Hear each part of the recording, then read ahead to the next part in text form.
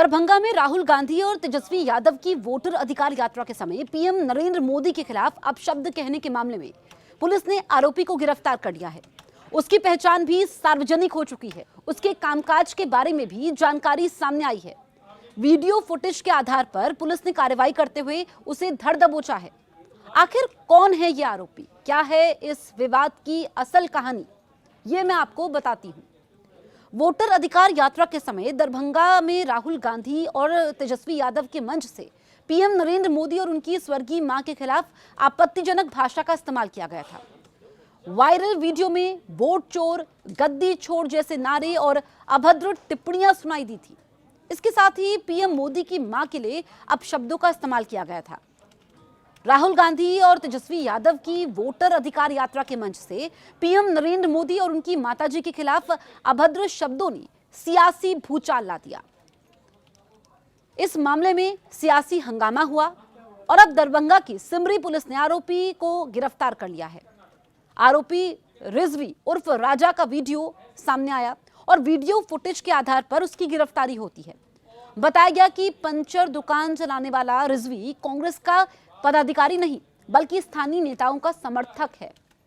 Simri police ने cyber जांच और वीडियो फुटेज के आधार पर भवानीपुर पंचायत वार्ड 1 अनीश कुरैशी के पुत्र रिजवी उर्फ राजा को गिरफ्तार किया। सिटी एसपी अशोक कुमार ने गिरफ्तारी की पुष्टि कर दी है। बताया कि अन्य संदिग्धों की पहचान जारी है। रिजवी उर्फ राजा पेटिया चौक पर पंचर की दुकान चलाता है और स्थानीय जनप्रतिनिधियों के समर्थक के रूप में जाना जाता है। वो कांग्रेस का कोई आधिकारिक पदाधिकारी नहीं है, लेकिन राजनीतिक सामाजिक आयोजनों में सक्रिय रहता है। स्थानीय लोगों के अनुसार रिजवी उर्फ राजा अक्सर नेताओं के साथ दिखाई देता है, पर उसका कोई आपराधिक रिकॉर्ड सामने नहीं आया है। इस घटना ने उसे अचानक सियासी सुर्खियों में ला दिया है और अब वो पुलिस की गिरफ्त में है। सिमरी पुलिस ने रैली के वायरल वीडियो की साइबर जांच शुरू की, जिसमें रिजवी को आपत्तिजनक नारे लगाते हुए देखा गया। पुलिस ने बताया कि वीडियो में पीएम और उनकी मां के खिलाफ अभद्र टिप्पणियां थी। रिजवी को हिरासत में लेकर पूछताछ शुरू की गई है। सिटी एसपी अशोक कुमार ने कहा कि अन्य लोगों की पहचान के लिए फुटेज की पड़ताल जारी है और जल्द ही और गिरफ्तारियां हो सकती हैं। बीजेपी ने इस घटना के लिए राहुल गांधी और तेजस्वी यादव से माफी की मांग की है। वहीं मुख्यमंत्री नीतीश कुमार ने भी इस मामले की आलोचना की है। उन्होंने सोशल मीडिया प्लेटफॉर्म पर लिखा है, दरभंगा में वोटर अधिकार यात्रा के समय कांग्रेस और राजद के मंच से माननीय प्रधानमंत्री नरेंद्र मोदी जी और उनकी स्वर्गीय माताजी के विरुद्ध जिस प्रकार की अभद्र भाषा का प्रयोग किया गया है वो अत्यंत अशोभनीय है और मैं इसकी निंदा करता हूं। वहीं उप मुख्यमंत्री विजय सिन्हा ने कहा कि यह बिहार की मर्यादा और शांति को ठेस पहुंचाने वाला कृत्य है। बीजेपी ने इसे लालू राबड़ी राज की अराजकता से जोड़ा, जबकि कांग्रेस ने दावा किया कि रिजवी उनका कार्यकर्ता नहीं है। विवाद तब और गहरा गया जब राहुल गांधी ने भी अपनी यात्रा के समय पीएम मोदी पर निशाना साधते हुए तू तड़ाक की भाषा का इस्तेमाल किया।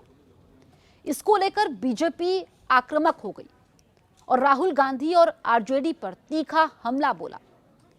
बीजेपी नेताओं का कहना है कि पीएम के लिए ऐसी भाषा का इस्तेमाल लोकतंत्र का अपमान है। आरजेडी ने इसे बीजेपी की सियासी साजिश करार दिया है। पुलिस अधिकारियों का कहना है कि कानून से ऊपर कोई नहीं है, चाहे वो किसी राजनीतिक दल से जुड़ा हो या आम नागरिक हो। इस मामले में आगे की कानूनी कार्रवाई जारी है। आपको बताएं कि ये मुद्दा थम नहीं रहा है।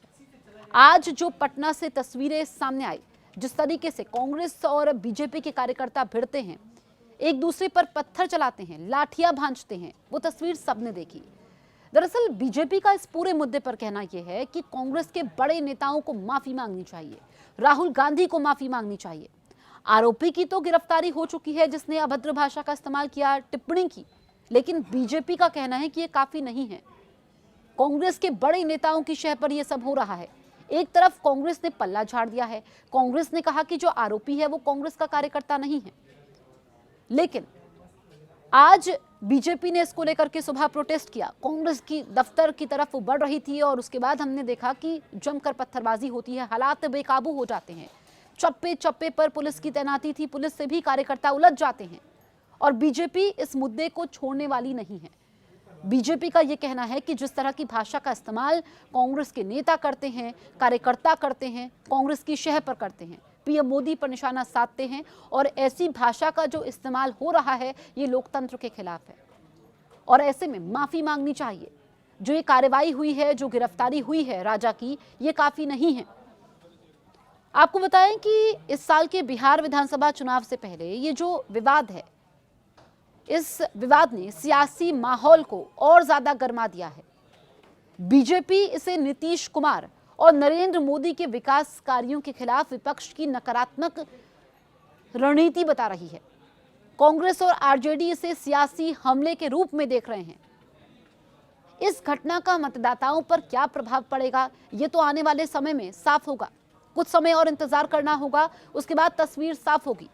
लेकिन जिस तरीके से एसआईआर को लेकर के पूरा हमने देखा कि सियासी बखेड़ा खड़ा हुआ, राहुल गांधी की जो यात्रा है उसमें हमने देखा कि कांग्रेस के मंच से पीएम मोदी के खिलाफ आपत्तिजनक टिप्पणी होती है, उनकी स्वर्गीय माताजी के खिलाफ अमर्यादित भाषा का इस्तेमाल होता है, और हमने देखा कि इसमें बीजेपी के बड़े नेताओं ने इस पर प्रतिक्रिया दी और ये कहा कि कांग्रेस का ये व्यवहार रहा है, कांग्रेस का ये आचरण रहा है। लेकिन बीजेपी इस मुद्दे को छोड़ने वाली नहीं है। एक तरफ तो हमने देखा कि जो मुख्य आरोपी है राजा, उसकी गिरफ्तारी हो चुकी है, आगे की कार्रवाई होगी, और उसके बारे में जो तमाम तस्वीरें सामने आई हैं, जो वीडियो फुटेजेस सामने आए हैं, उस आधार पर कार्रवाई हुई है। लेकिन वो बड़े बड़े इससे पहले चाहे राजनीतिक आयोजन रहे हों, चाहे सामाजिक आयोजन रहे हों, वो उसमें शामिल होता रहा है। लेकिन कांग्रेस कह रही है कि वो हमारा कार्यकर्ता नहीं है, इसलिए हमें नहीं मालूम। कुछ कांग्रेस के नेता तो ये कह रहे हैं कि ये बीजेपी ही प्लान करती है। लेकिन आप देखिए कि जो स्पेशल इंटेंसिव रिवीजन, जिसमें बिहार से लेकर के देश की संसद तक हमने देखा कि सियासी बखेड़ा खड़ा हो गया, सियासी तीर छोड़े गए, पूरा विपक्ष इस मुद्दे को लेकर के एकजुट नजर आया। वैसे तो जो विपक्षी दल हैं, जो उनके नेता हैं, उनकी अपनी अपनी महत्वाकांक्षाएं होती है, लेकिन इस मुद्दे को लेकर के, एसआईआर को लेकर पूरा विपक्ष एकजुट है, शक्ति प्रदर्शन दिखा रहा है। और ऐसे में अभी भी ये जो विवाद सामने आया है, जिसमें पीएम मोदी के बारे में अब शब्दों का इस्तेमाल किया गया, उनको लेकर टिप्पणी की गई, इसमें अब बीजेपी इस मुद्दे को छोड़ने वाली नहीं है। जो कि मुख्य आरोपी है रिजवी, उसको आपत्तिजनक नारे लगाते हुए देखा गया। पुलिस भी कह रही है कि वीडियो में पीएम और उनकी मां के खिलाफ अभद्र टिप्पणियां की गई थी। रिजवी से पूछताछ शुरू हो गई है और ये भी कहा कि अन्य लोग जो हैं, जो शामिल रहे हैं, उनकी पहचान के लिए फुटेज की पड़ताल जारी है। जल्द ही और भी गिरफ्तारियां हो सकती है, यानी कि कुछ और गिरफ्तारियां होंगी, ये संभव है। और जो वीडियो फुटेज है, ये बड़ा आधार है इस पूरे मामले में।